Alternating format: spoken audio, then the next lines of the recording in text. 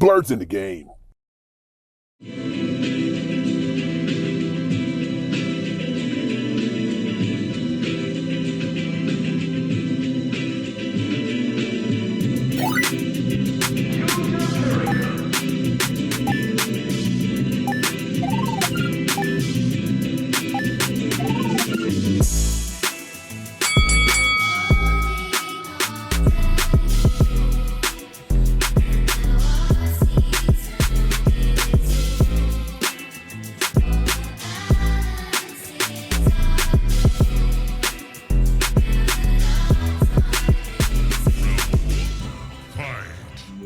Get into it. One second, let me pull up my line of questions. One second, just setting up my screen so that way I can see everything.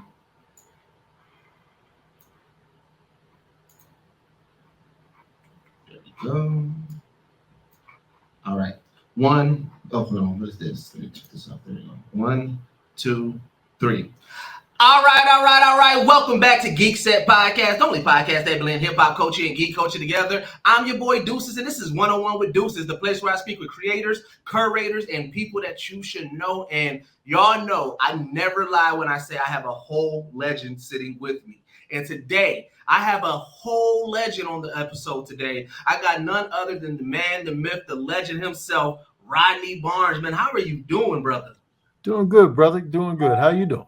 You know, I am living the dream, you know what I'm saying?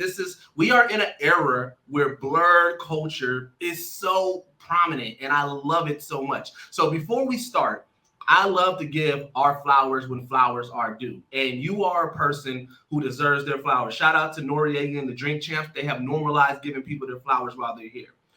Not only do you have 20 plus years in this industry from production and writing, you have been part of so many cultural important shows and properties that it's like, I mean, you got Winning Time. You gave us a true basketball show showing us the Showtime Lakers at its peak. You gave us Wu-Tang Saga, which visualized one of hip-hop's greatest groups ever in so many ways. You were part of the Boondocks. You did My Wife and Kids. You wrote in the Mandalorian comics. You gave lore to Captain America. He's not even Falcon right now. He is Captain America. You gave lore to him. You gave more lore to Lando. You worked on Blackula. You are a person that has helped give blerd culture so many representation. And right now, with it being so prevalent, I need you to know from my fan base and from the blerd community, man, we thank you for everything that you have given us. Thank you, brother. I appreciate it. It makes the work a little bit easier to hear those 5 words. Really appreciate it. Yeah, no, so, you know, I do want to start off with sitcom. I know that you haven't really wrote in much sitcoms lately, but you wrote in a lot of, you know what I'm saying, sitcoms that were culturally important. And then now sitcoms are kind of going to the wayside, and there's more long form content, graphic novels, things with a lore and everything of that nature. But what drew you to sitcoms at that time? The opportunity. I mean, that was the place where if you were a relatively young Black writer, that was a place where you could go in and get an opportunity. I had a relationship with Damon Wayans, who was very instrumental in helping me get into the business, both from a place of support and just teaching me a lot about how the business worked. Mm-hmm. And it was a great boot camp for me as well, because there's always that place where you learn what you learn in college and from practice, but it really doesn't start to solidify until you start to really do it. Until you start to make words that people are saying and things that are getting shot. So sitcoms were a great place for me to figure out what it was that I was good at. Mm-hmm. It was also a place for me to just learn and sort of get my feet wet. Nice. So like I said, you shouted out the Waynes. You was working with them. You also worked with Chris Rock on Everybody's Hates Chris, you know, and I know this is, I mean, those are the two big two, like, especially in Black TV. You know, you talk about the Martins, the Fresh Prince, Everybody Hates Chris, and My Wife and Kids get thrown in there. I need to know, I mean, obviously you had a longer stint on Everybody's Hates Chris, but which set was the funnest? Because I feel like in my eyes, black sitcom sets are just, especially with juggernauts like Chris Rock and the Waynes, like that had like both of those sets had to be hilarious as you went through it. My Wife and Kids was probably the funner set. Everybody Hates Chris was a single camera show, so we shot it like a film, and you didn't really have a whole lot of time to play. In the beginning, we shot My Wife and Kids before a live audience, live studio audience, and this is before 9/11. So it was looser. It felt more like play in a way, and making a play. And Everybody Hates Chris was fun at times, but I think it was more like Chris Rock wasn't there a lot. We recorded his stuff over the phone. That was more of a, that was more of a, and in the booth in ADR. But we would, I wrote all of that voiceover. I wrote a good portion of that and recorded it with Chris and put it in the show. That was the first time I'd ever done anything like that before, and that sort of solidified my relationship with Chris because we worked together a lot. But it wasn't so much always person to person. But Tashina Arnold, Terry Crews, Tyler, like everybody was great, and it was really just a great experience being able to figure out my way. I think a lot of times when you're in your first few jobs, sort of create the type of writer producer that you are. It's kind of like a religion. You step into it and you learn. And I had some really great teachers. So in that way, I was really, really fortunate.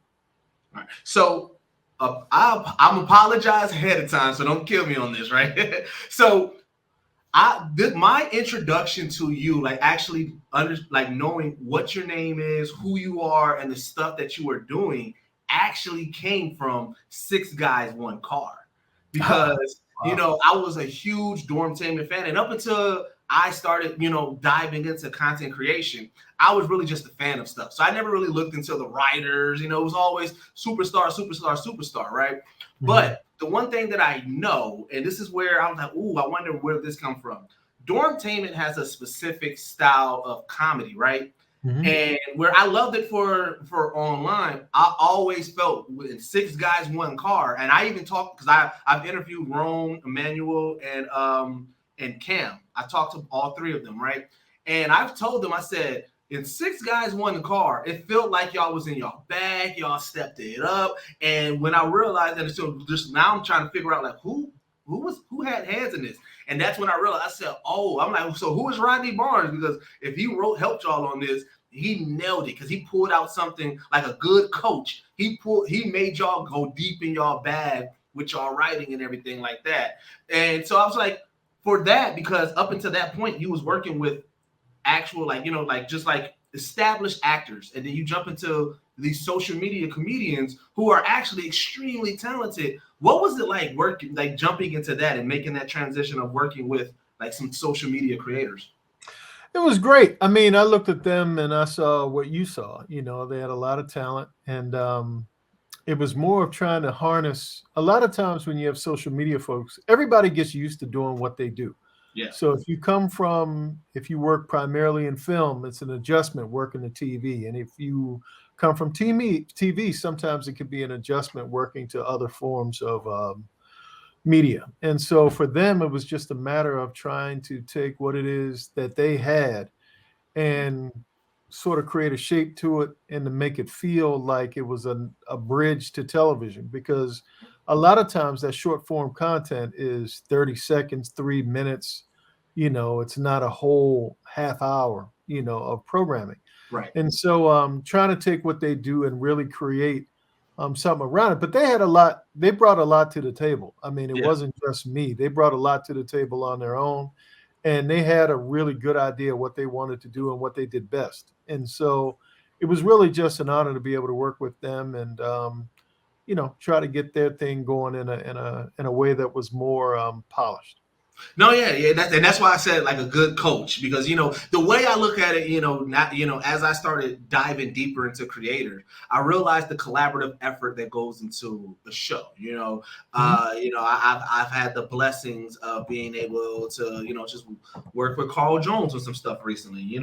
I've also I'm taking my hand at voice acting and acting, so like I'm getting a little bit more insight on that collaborative effort. So I know a good executive producer, a good head writer is not somebody that is writing the whole thing. It is somebody who was able to inspire the team of writers on a project and make an amazing project, And so that's why when I watched Six Guys One Car, I said, oh, this is an extension of what they can do if they had long form content. And they did that whole campaign, Get Them Boys a Show. I was one of those people that was also reposting it, because that, again, like you said, what you saw is what we saw as fans. We knew that they had that long form content thing and everything. So it was really dope to see that come into fruition. And again, something that is so important to the culture with social media stars being the big megastars.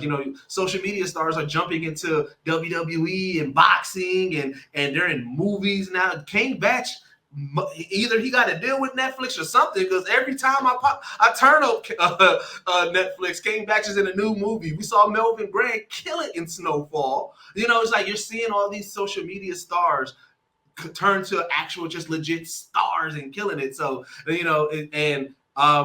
what's funny is you hear the horror stories of somebody like yourself who is of the industry, usually indifferent to social media stars stepping in and trying to elevate their game. And it sounds like you were more open and receptive to it. Is there any specific reason that you took that approach versus for what we heard of just like Hollywood saying, oh, they're social media, so we don't expect the most of them? Like, you seem to have a high level of respect for those guys that you work with. Where did that come? Like, I guess, where did that mindset come from? Well, the reason that you hire me in the first place is because they already do a thing well. There's something that put them on the radar of whoever it is that's trying to make a show, whoever's interested in them, and it was Comedy Central at the time. Yeah. And so, why try to reshape, what they do, instead of trying to shine a light on it and add some semblance of structure to it. And I think people perform better when they're comfortable in doing the thing that they do. It's like a fighter or a quarterback. If you can create an offense that supports the quarterback more often than not has success. And I think it's the same way, with any endeavor. If there's a degree with comfort, to a degree comes confidence. And I think being able to assist them in working from using what they do intrinsically and try to build out from there.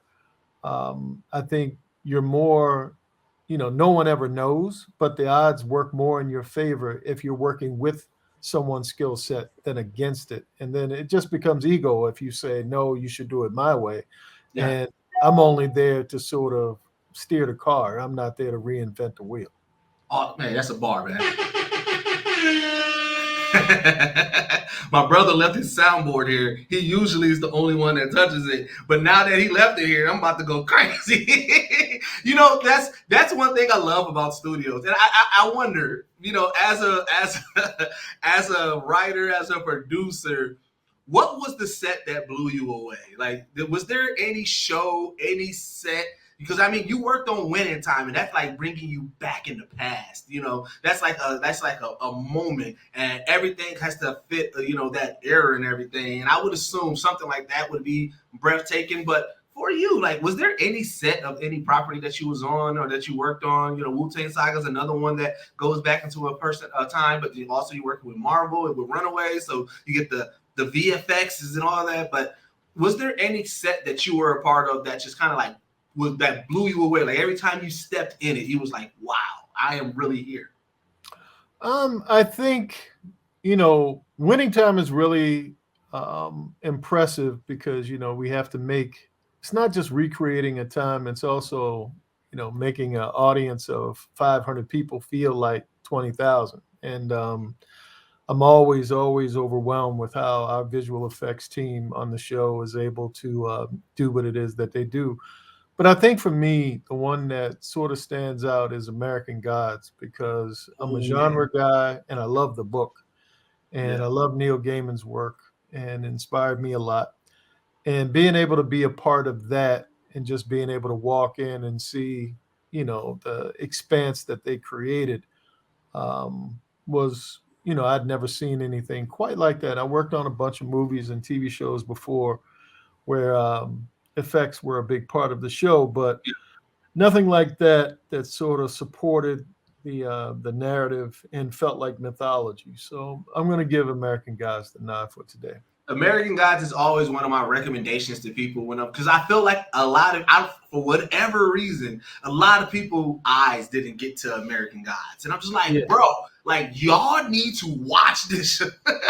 It's one of those ones, but I did want to reel it back to Winning Time.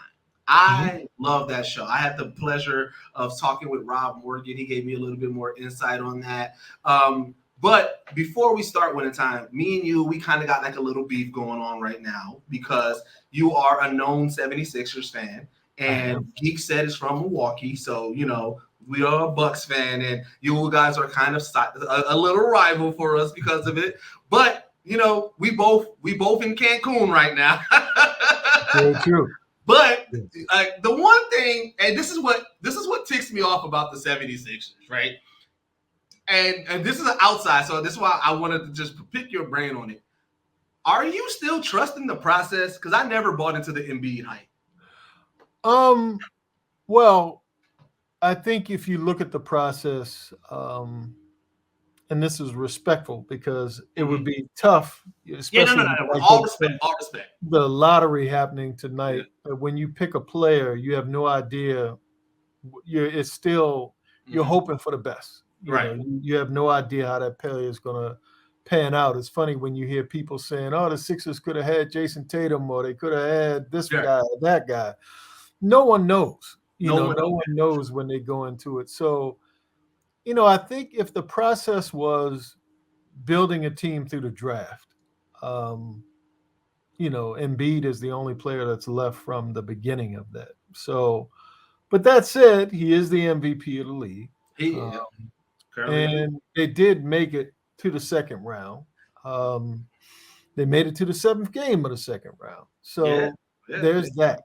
And I think, if anything, when you look at the roster, and for some teams, you get like the Lakers, where you're able to mid-season just overhaul the team and find the exact right pieces. They found the right pieces. I'm like, and to get to the Western Conference Finals is almost like a miracle.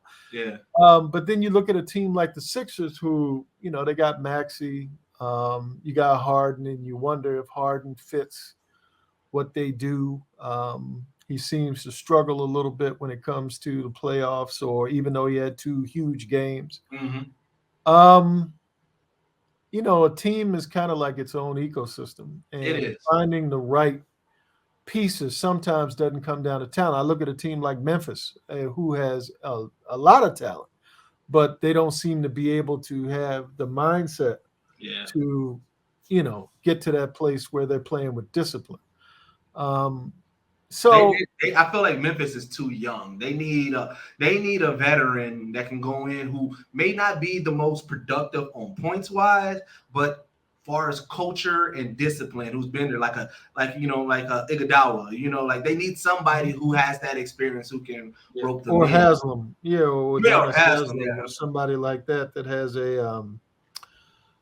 a different mindset. So. My 76ers, when I say I'm a Sixers fan, I'm talking about Dr. J and them back in the 80s. I'm there. So when I talk now, because of free agency, I'm a fan of the game. It's like players move so much. They do. Kyrie has been on 4 teams in the past 4 years. It's hard to really. For me, I grew up in Maryland, and the Baltimore/Washington Bullets Wizards were the local team, and you basically had the same team like my whole life for a decade. your stars. Elvin Hayes was there the whole time. Wes Unseld was there the whole time. Right. And it never changed. But usually when you had a star, that star stayed there.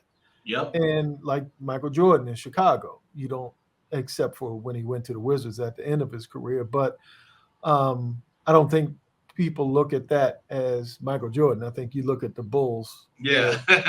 Jordan. And so I said that to say that now I'm more of a fan of the game. I look at the best part of the playoffs right now is sort of the stories that are told. You get locked into a series and the changes, the ups and the downs and everything that comes within a series. And then that story ends and you start a new one.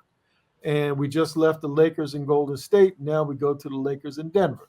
Yep. And that'll be a completely different thing. And so I just want close games, games that have you like the dramatics. You want the game. Yeah, I want tight games, big games where you don't know who's going to win, where it's not a foregone conclusion. And you just want good basketball. And I think in the age of free agency, that's the only place you can really, really sink your teeth into. I just love good play and great players. I just respect.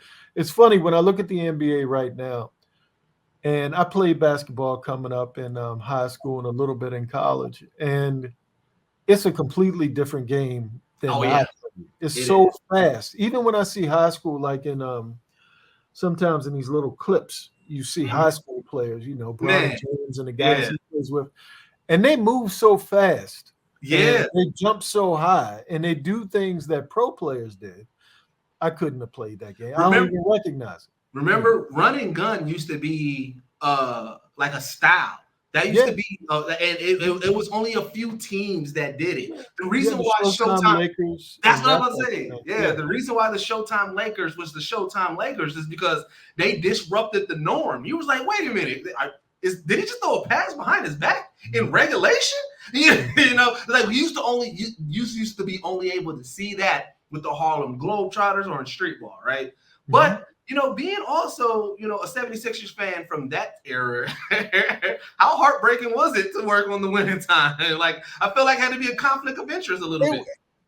Maybe when I was younger, not so much right now. I mean, for me, that was sort of when I fell in love with the game. Like before I didn't know, they were superheroes in the beginning. I had posters on my wall of my favorite athletes and that type of thing. But when I started to play in high school, right around the time when I was actually paying attention to the game, and it's sort of now older, being able to look back and say, I'm revisiting a time. It's like an homage to a period. And even though I was very, very frustrated with, my Sixers losing to the Lakers on a regular basis, except for 82, 83, it still was one of those things where you do get to go back to that time, and you go back to the little short shorts and Dr. J and Larry Bird and Magic Johnson and Kareem, and you're revisiting a time. And so that part of it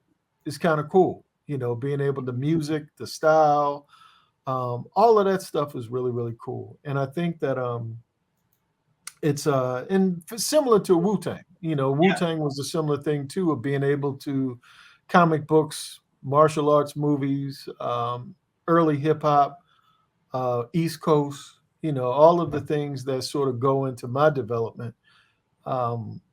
It's cool to be able to go back to these periods in time and to be able to express yourself. Thanks, man. And what's really dope about that? Because this was winning time. What I've been loving is I've been loving getting the behind the scenes right now of winning time, because the way that y'all did the actual game shots, like just the regulation play and everything like that. Mm-hmm. In basketball, just in general, it's been some of the most fluid, some of the best cinematry that we've seen with basketball or sports movie and sports shows. And again, same thing with Wu-Tang Saga.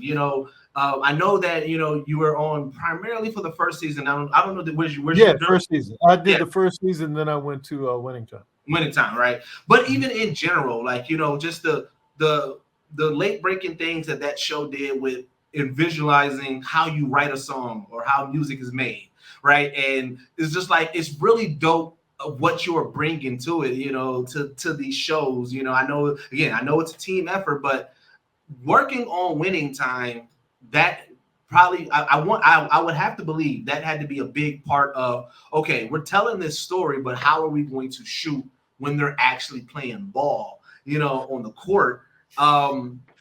That creativity there, how did you have any input on that? Like, I guess I where. did, yeah. I mean, the biggest thing for me is when it comes to shooting basketball is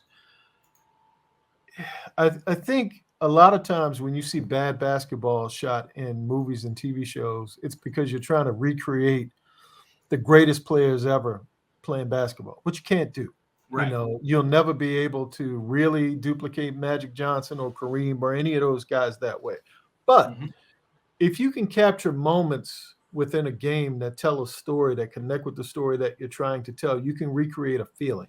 Yeah. And I think when you're able to connect the play with the feeling in the story and not try to, you know, um, recreate the game itself, I think you're in a better place narratively, and I think you can connect with the audience in an easier, more realistic way.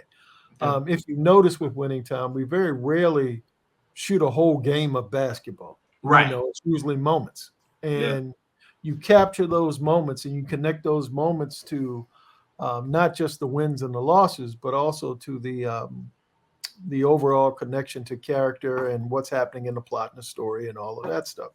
And so that's where I think Winning Time wins, is that we're not trying to duplicate that thing. We only duplicate moments. Yeah. And so I don't want to name the shows because I know everybody's doing the best that they can. But oftentimes you'll see actors trying to be basketball players, Yeah. and some do it better than others. Yep. For me, the original White Men Can't Jump, sort of made it feel like street basketball, and Mhm. you could tell that these guys weren't pros per se, but Right. they were hustlers, and that felt real, that felt familiar.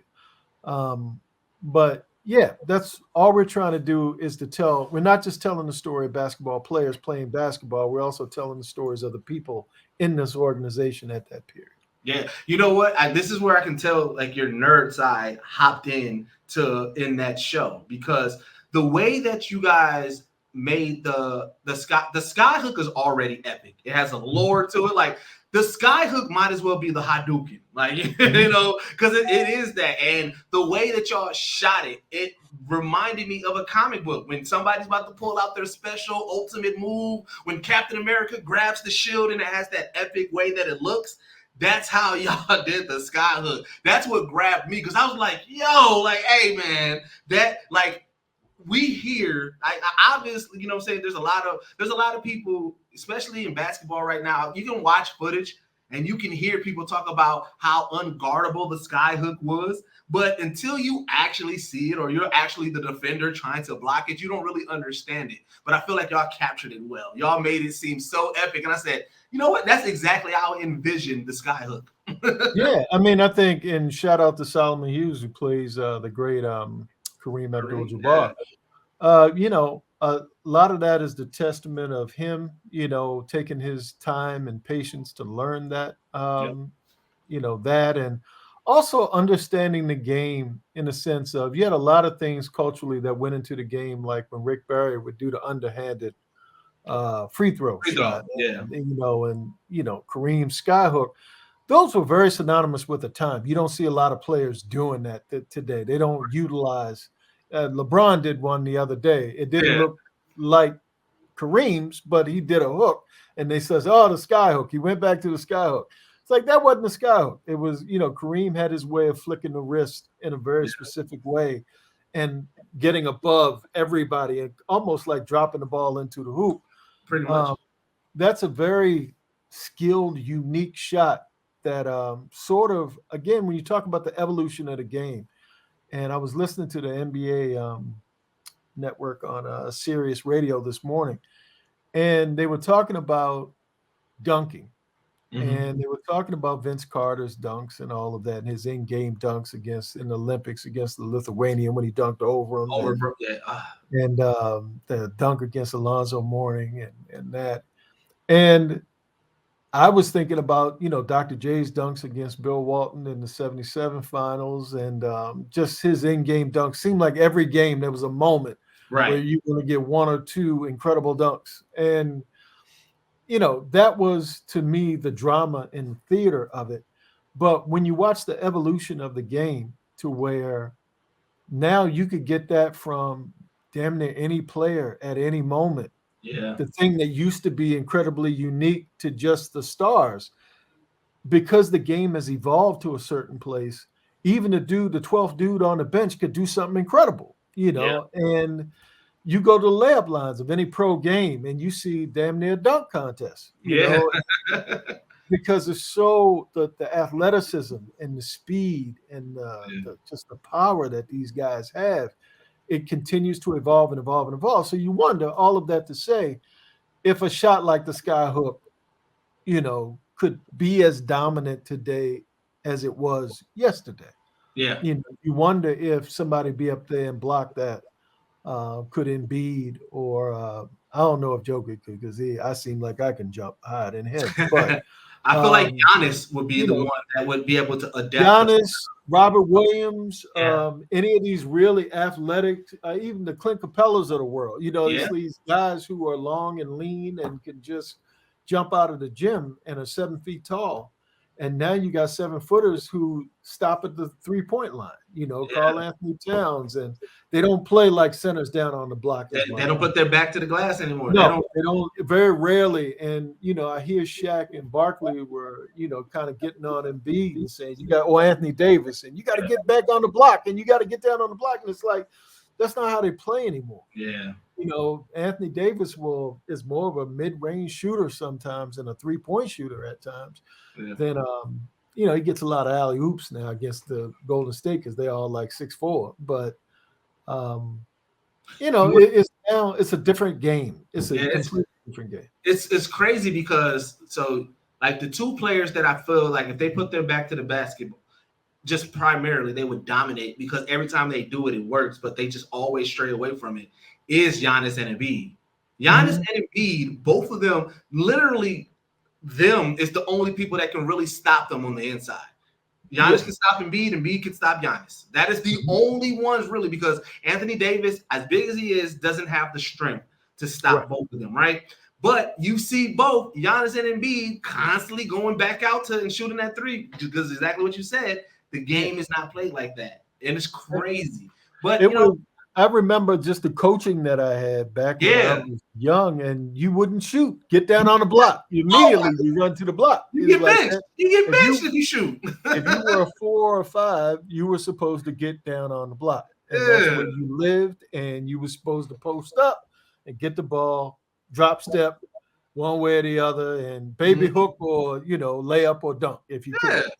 So games changed. Games changed, man. Games changed. So speaking of quarterbacks running in the NFL, it's like now you want a running quarterback.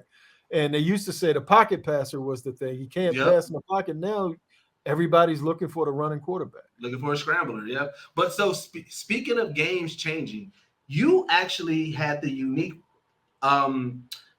moment of being able to see when we as Blerds were fighting for representation and it wasn't there, to now where we have Blerd cons, we have Blerd conventions, there's Blerd websites, the word and the term Blerd is more prominent and dominant, and there's so many more Black folks diving into Afrofuturism, horror, anime, comic books, video games. For you, seeing the industry shift like that, how has that been, being able to experience that but also be a part of it?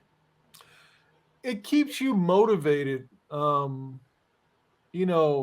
lot of times throughout my career, it's been about trying to introduce narratives to the culture, to pop culture. And oftentimes that means working within a construct that isn't your culture, and you have to sort of fit. You got to fit somebody else's understanding of what your culture is into their box.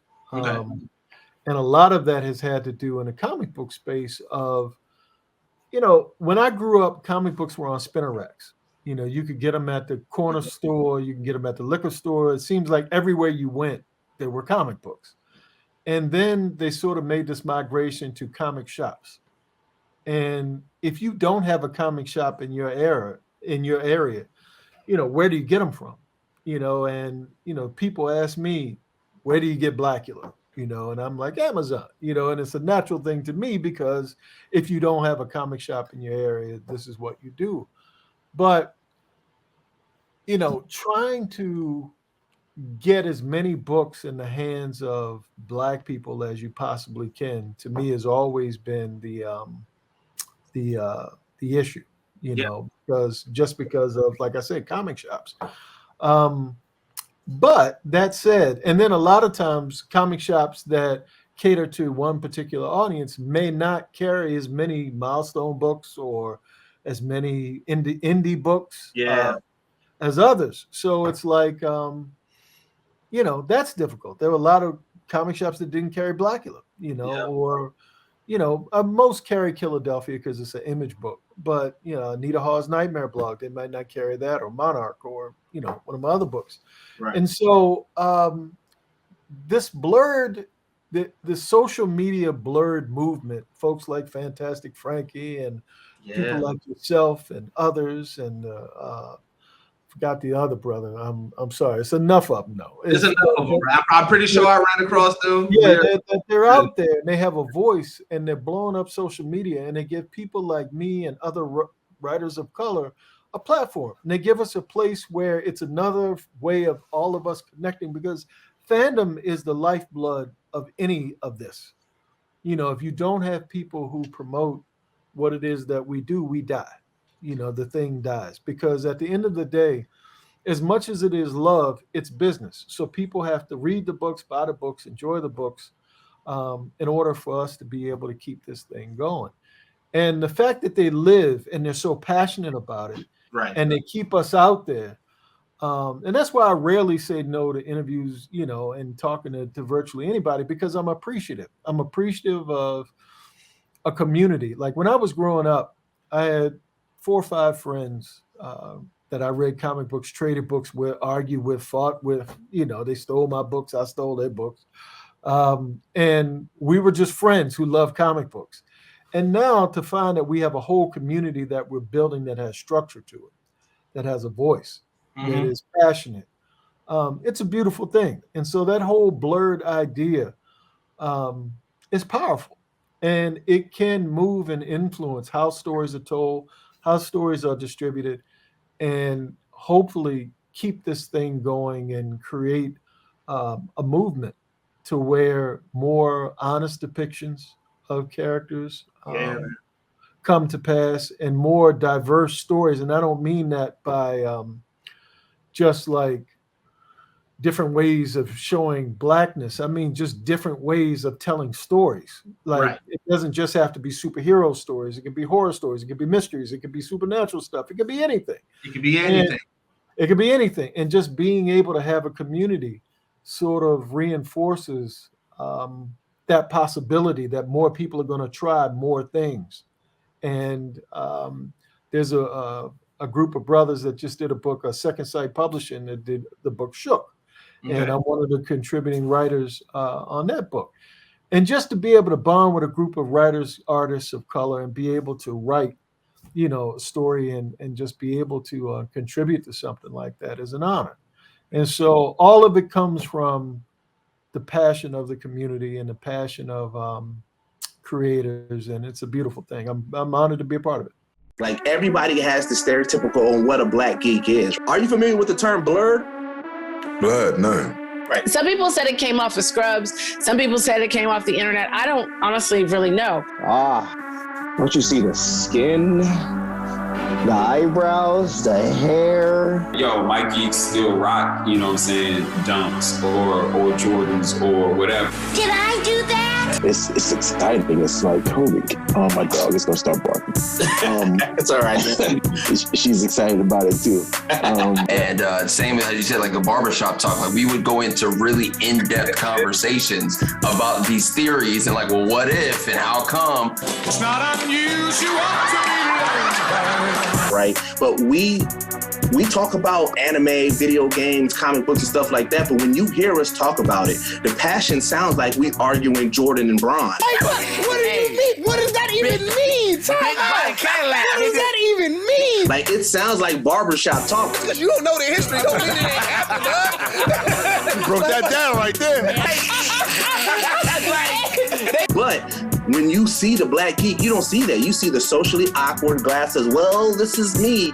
And that's not a lot of us. A lot of us do sound and talk like us. You know what I'm saying? Because it becomes stereotypical, as if that's where our strength comes from. I don't know the geek that you talked about before. I know the geek you're talking about right now, though.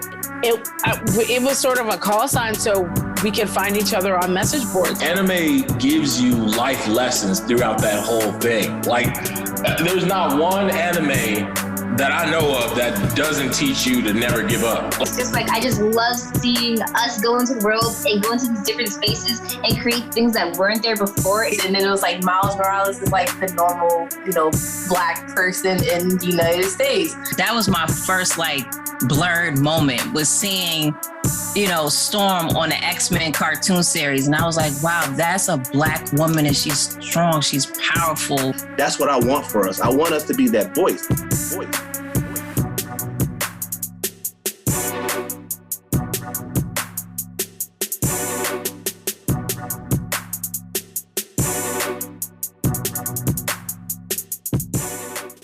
No, you're definitely heavily you're a big person of this culture because as I started getting into the podcast game and just kind of just being in doing these interviews, one of the things that I love is just seeing how influential people are. And I've been loving seeing, like you said, you named a few people, but I've also been loving seeing how people get inspired by other people, right? Mm-hmm. So as a writer, right, I'm talking to other writers, you know what I'm saying? I'm talking to other artists, digital artists, comic book creators, I talked to the brother Justin Richburg, he's doing all those influential pieces, that's kind of starting conversations on social media. But then I also talked to Marco Bernard, who I clown him all the time. I say, bro, the reason why Twitter loves furries so much and that whole kink, I feel like it's his fault because he made Mufasa and Scar look, look swagged out, and now the ladies is going crazy. But it's I'm loving getting the different aspect of not only the talent, but then it transpires and it transfers over. And you see somebody like Michael B. Jordan, who's heavily influenced by anime, throwing it into Creed. And so it's when we're seeing scenes of nerd culture, we're cinema is oh my God, the way that the crowd went away when Michael B. Jordan punched Jonathan Majors, that was amazing, and it slowed down. But then me, who loves anime, I'm watching it yo, he just did the Dragon Ball Z thing. And it was I just love seeing how we are bringing our swagger in, our creativity in, our thought process in, but also we're uplifting. I see so many more people crediting people. When Marvel announced Blade, the amount of people I said, oh my God, I can't wait for this. Y'all better tap in with Rodney Barnes. I was that just warmed my heart because I'm yes. Because, it's one of those things that we got to make sure that not only we preserve the people that were involved, but even if there's a whole new set of writers, you at least deserve just to be brought in, just to be hey, we know you was a part of everything. Let's chop it up with Rodney Barnes, and stuff like that. And to your point, not to cut you off, the outside TV executive culture and all, they don't know. Yeah.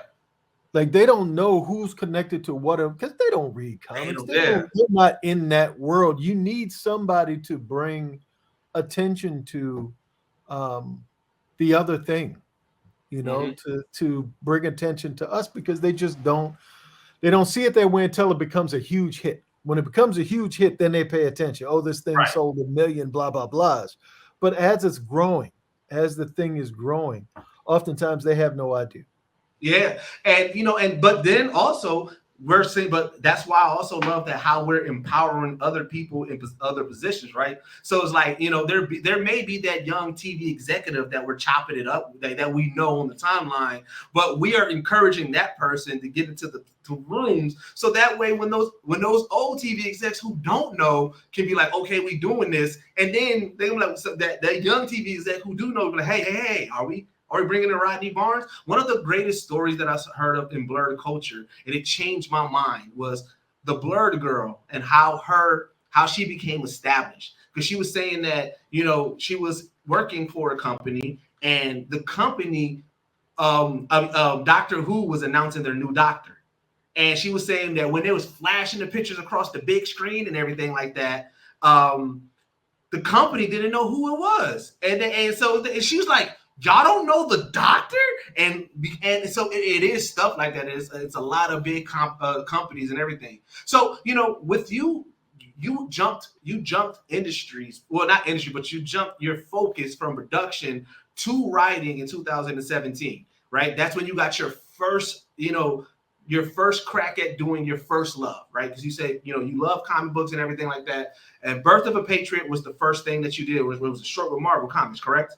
Or was there something before? That was my first comic. I was working on the show, Marvel's Runaways, and they liked what I was doing. And we had a conversation. I don't know how it started, but my thing was, if there's any way you could connect with Marvel Publishing and just let them know, I would love to be able to write comics. And comics, like commercials or anything else, is its own culture. Yeah. It has its own kind of ecosystem and the way that it works. And so I got a call one day that they were thinking about redoing the Falcon, and he wasn't going to be Captain America for a while. He was going to be Falcon. Okay. And would I be interested in working on it? And they were like, he's going to be teaming with the Patriot, and we're going to give you this short to see whether or not it works in Birth of a Patriot. And they really liked the short that I wrote. And so then they gave me a book, and it was the ongoing book. And the first 3 issues, I struggled. I had no idea. Like, it was a lot harder than I thought. And I think I sort of wrote to a place where I was writing to the fan. Well, I was writing to the guy I was in the 80s. I wasn't really writing to what comics were today. And the beautiful thing is they have this thing called Twitter. I don't know if you heard of it before. I think I heard about it. I think so. And people could tell you immediately, what they think about what you're doing. And one dude that hated what I was doing. And I was in this movie called The Post. Tom Hanks, the Washington Post. And my phone kept jumping in my hand, because when you're a TV producer, you carry your phone with you all the time. You put it in you just leave it in your hand 24 hours a day. Right. And my phone kept buzzing. I looked, it was Twitter. And it was this dude, and he didn't stop all weekend. And it were people who was agreeing with him about how bad this book was. And I'm hurt, I'm mad, I'm all of this stuff. But within his criticism, there was some truth. And it affected how I wrote the 4th issue. And I always look at the 4th issue of the Falcon as my first book. Okay. Because it was the first time that I wrote with my voice and did what I wanted to do in the way that I wanted to do it. And very proud of where we ended.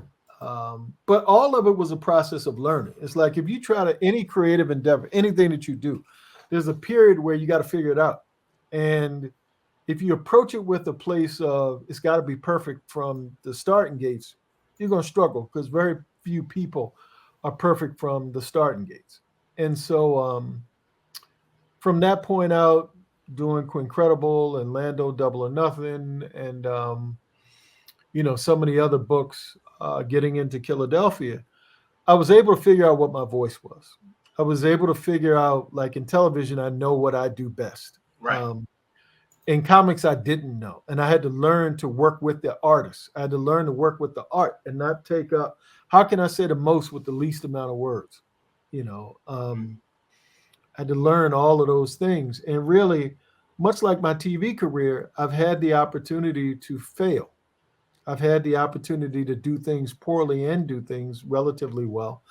And over time, you do something long enough, you're going to get better at it. And I was able to figure out how I wanted to do comics. And I think that made me better as a creator. Awesome, man. But you've also, I think what's really dope is that you're living what you also speak. Because you've done multiple interviews where people, especially, it's nerd culture. So obviously everybody has their opinions about something and everything like that. And I love your approach because I never really hear you downplay any property or any writer that who's trying to find their voice. And you've said the same multiple times, like, hey, you got to give them some opportunity to find their voice. You got to give them that time. And I do like that you're speaking for the things that you love. One of our slogans is Geek, love what you do what you love. Because if you do it from a place of love, or then you're going to put your best foot forward. Most properties fail, or most things that fail due to that is already beloved. It fails because whoever was involved in it really didn't care about the character. One of my biggest issues with Justice League and Batman versus Superman when it first came out, like the movie, is that it felt like whoever was in charge, they didn't really care about the lore of DC because, just small things. I'm like, look here, I love Jesse Eisenberg as an actor, but when you think of Lex Luthor, you think of a dominant, strong businessman. And I'm sorry, Jesse Eisenberg doesn't give me that. So it's stuff like that I was like, but then you see something like Kevin Feige and how he loves Marvel, or Favreau and how he loves Star Wars and everything that he's been doing with Star Wars and expanding that world, with George Lucas and everything. It's like when you put somebody in charge who loves something, it's only going to produce the best. But I think sometimes, in all fairness, I think it's all sort of a bridge. Like, I'm old enough to remember those early Captain America TV shows and the Hulk and all of those. I was really a Hulk fan. Really a Hulk fan as a kid. And, all of that is built on, everything is built on everything else. Yes. And very rarely do you find you see a guy like a Kevin Feige, but also you see Kevin Feige's ability to develop a philosophy and to find people who are willing to work within that philosophy. Yes. That's a rare trait in leadership, oftentimes in Hollywood, because a lot of times when people hire somebody, their job is on the line as to how that person works out on the job. So a lot of times fear is a part of it. So you're trying to make the safest choice that you can, but you're still working with odds. It goes back to that thing that we talked about, like with the NBA draft. Like, you can look at the NBA draft and you can say the top 10 first-round draft picks. How often does more than 5 of them have more than a 3-4 year career?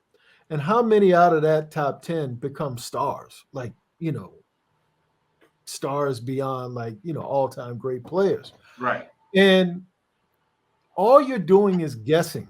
It's like you're hoping that the person that you hire. So when you say love, I would bet that everybody who did those DC movies loved in the same way that Favreau did, in the same way that Feige did. Zack Snyder, I'm sure, loves the DC universe and the things that he did as much as the other guys did. It's just that in that moment, maybe it wasn't the right time. Maybe it wasn't, it didn't connect in the same way. It's like anytime I see a movie that works, because there's so many movies that don't. I went to a movie last night, screening of a movie, The Boogeyman. Oh, yeah, I've seen that. I've been seeing the ads for that. I was expecting to not like it. I was expecting to hate it, quite frankly. Stephen King is one of my top, if not my favorite writer of all time, and very, very influential on my career. And most of the movies, a good portion of the movies, aren't the best movies. You know, they focus on one thing or the other, and they really don't capture the Stephen King of it all, which is family and some type of human connection, and then something enters, a monster, a vampire, whatever it is. But this was really good. It was really, really good. And I enjoyed it a great deal. And the danger is becoming so cynical or one-dimensional in my thinking that I don't just say when something doesn't work out, well, that person didn't love it, or that person didn't care, or that person. It is hard. This is hard. Like movies and TV are hard. And when I was younger and a little less seasoned. Yeah, but it's not even that. It goes more, seasoning goes to the job. The other part was me, my own insecurity, my own ignorance, the things in me that I go to in judging. When I would judge another person's work or judge another thing. I've had scripts that didn't work out. I've had things that didn't work out, and I put just as much love and care into them as I did the things that did work out. Sometimes the ingredients don't always flow in the way that you want them to flow. I will say, I think sometimes the only negative in it, and it may not even be a negative, I'll say with the DC universe versus the Marvel universe, is it doesn't seem to be any cohesion. Yeah. That, you can look at one movie and you don't see, I won't say a singular focus, because you don't have to have a singular focus, but there doesn't seem to be unity in how they put all of the things together. And in the Marvel universe, there seems to be some degree of connectivity. It's differed in phase 4 or 5, whatever we're in right now. But when they first came out, those early movies really laid tentpoles for what the larger thing was going to be. I don't know if that ever happened, because every Batman resurrection is different. Like the Joel Schumacher one is different than the guy that did Sleepy Hollow, the first Batman's. I forget his name. But, you have the Christopher Nolan Batman, and you have this Batman and that Batman. And how do they connect to this Superman, and that Superman? And so it's hard to get any traction to where you're able to create in the same way that the other folks do their thing. But that said, I don't doubt that those people are any more committed than the other people. So I agree, because like I said, what you said was like, even with Feige, when he with those first few, even up until now, you got to think he brought in James Gunn, and James Gunn believed into, like you said, the system. He had the Russo brothers, and they believed in the system. So you have all these people, amazing directors, amazing writers, amazing production staff that all believe in the system, and it works into it, right? So then you see, like I said, Favreau jumped over there with Lucas films and everything like that, and you see everything, people believing in the system already with Lucas. And so I think, with James Gunn, seeing how that happened at Marvel, like I said, I'm giving him some grace, that because I'm DC over Marvel at first. Like I was always a DC comics guy. It's been rough on the movies, but like the animated and their comics to me have been always top tier. And he's a really smart guy. I mean, he's a really brilliant guy. Yeah, and I believe in him. I really like what he just did with Guardians. That was just amazing. And one of my biggest concerns, and for James Gunn, but I remember on one thing that he did, which gives me a little bit of reassurance, is that like when I think of my DC characters versus what he did at with Marvel, and even with Suicide Squad, like Harley Quinn could easily be a Marvel character, because she's a character with she has charismatic quips, where it's like you got to write those jokes, where I don't see Batman or Bruce Wayne really having those jokes. Superman is the straight boy. Like I don't need that type of style in my DC. But then I remember he did Brightburn, and I said, oh, Brightburn was masterful. So it's like, okay, he knows how to do that. Or he knows how to, make a character that is layered, but also it doesn't have to have a joke, because Marvel is family fun, and in DC can be family fun. Like in my eyes, the Flash, Wally West, that whole universe, they can have more of the family fun. But it's like you got the Dark Knight. Like I don't need Batman cracking jokes. Superman, Clark Kent, he's the butt of the jokes at times, because he dumbs down, his image and everything. So like there's ways you can play with that, but it's like I know like DC is generally more darker, and I need to make sure I hope that James Gunn doesn't try to recreate what they did over at Marvel and realize, because that's always, to me, has always been the good balance. When DC went family fun, because there was an era, I forgot which run, when DC had their run where it was like, okay, everything seems like really more family friend. Marvel went dark. You know, they started diving into X-Men. They started diving in those political things. So it's like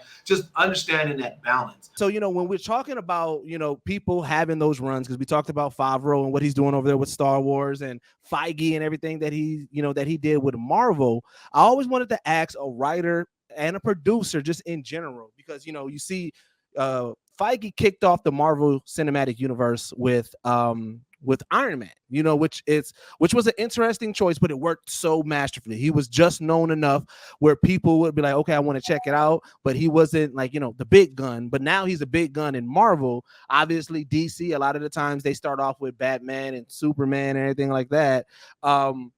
Let's say, you know, because we know, like, there's, you know, with Rebirth and with everything of that nature where people get their runs, which faction would you like to adapt? And then who would be your first character? So it could be Image Comics, it could be Milestone, it can be a Marvel revamp, it could be a DC. But if somebody said, you know what, we're going to give Rodney Barnes the helm to our franchise, which franchise would you like to be at the helm of, and who would be your first character?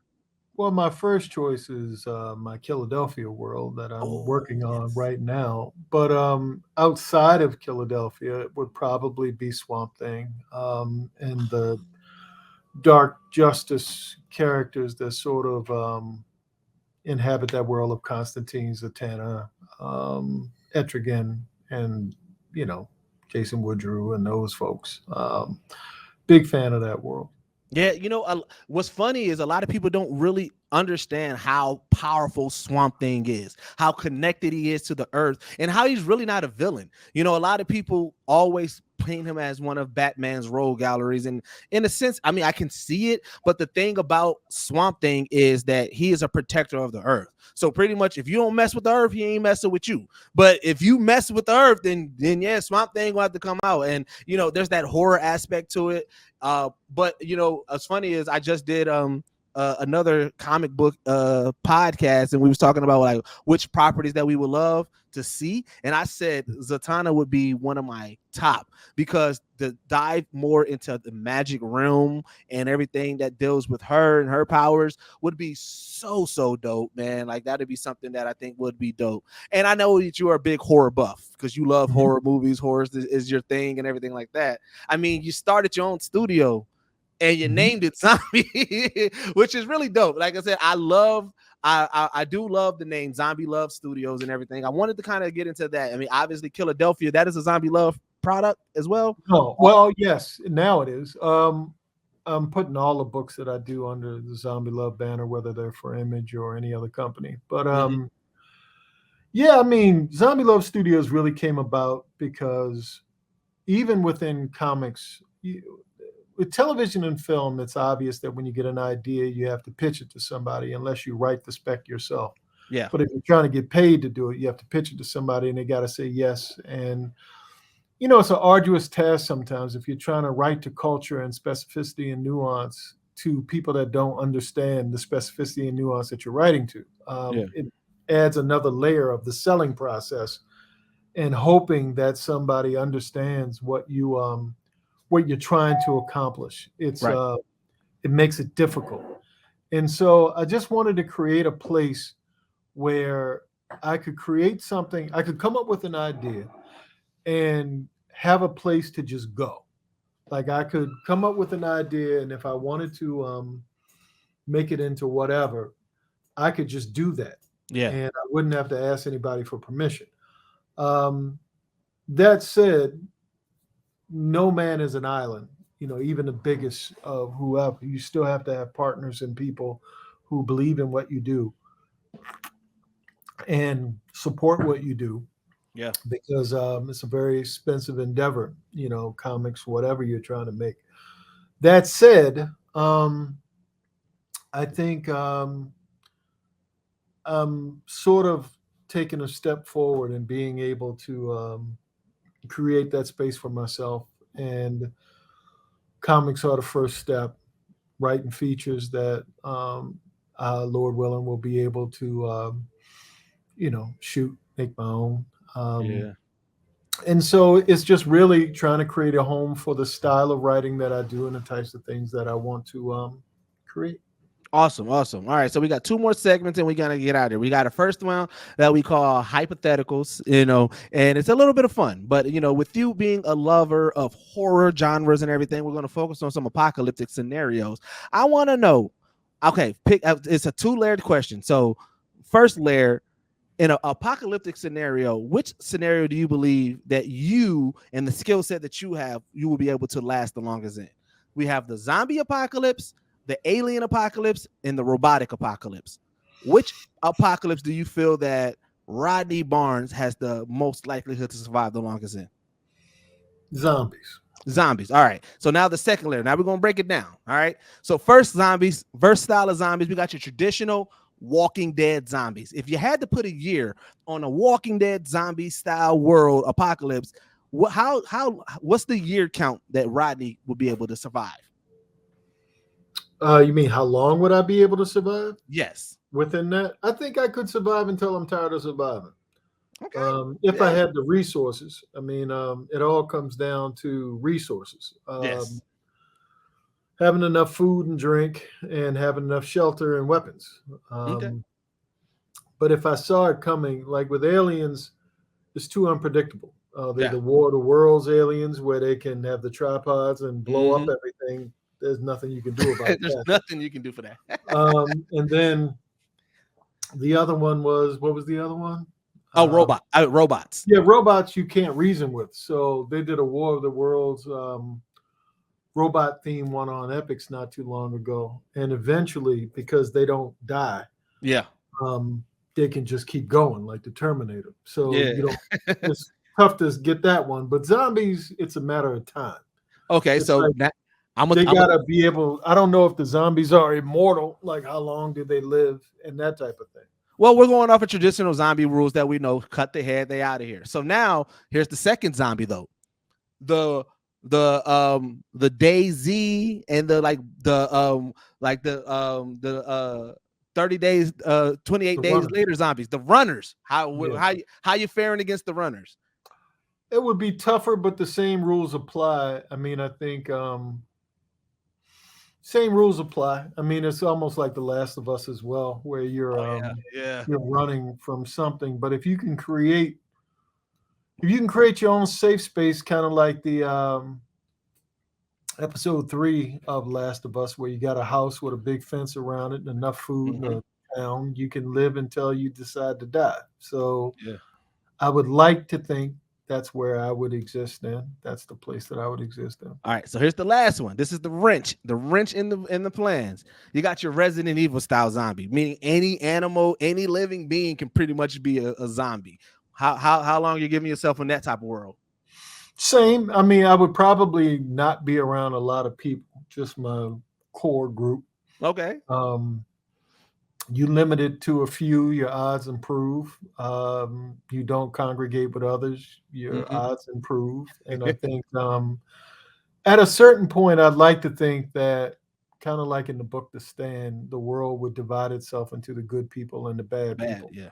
I think there's a polarization of ideologies, much like we see in the political world today. I'm not judging it as good or bad, but people see things right or left.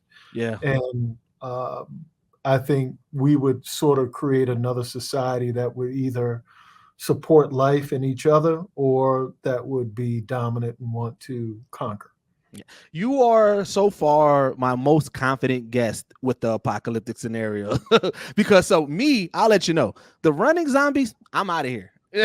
That's too much cardio for me. I feel you on bunkering down, but we saw in DayZ, they get the piling up each other and coming over the walls. And then Resident Evil, I give myself 2 weeks because there's far too many things that's going to be unpredictable. You got Nemesis running after you with a big gun. It's like I don't know what to do with that. But my biggest flaw in any apocalyptic scenario right now, and I've been saying this for a while, I'm gonna have to take like a survivalist class or something. I believe I can make fire. I just never had a moment that I had to make fire, so I don't know how confident I am with that. I don't know how to hotwire a car.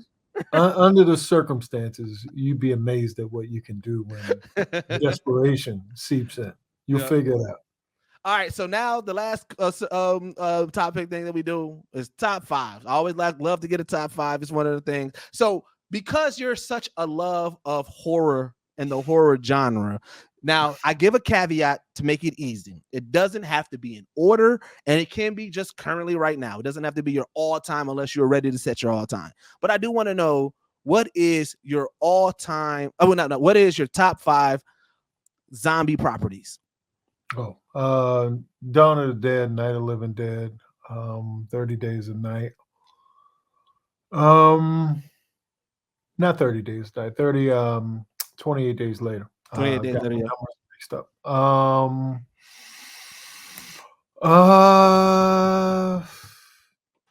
Season 1 of The Walking Dead. Solid.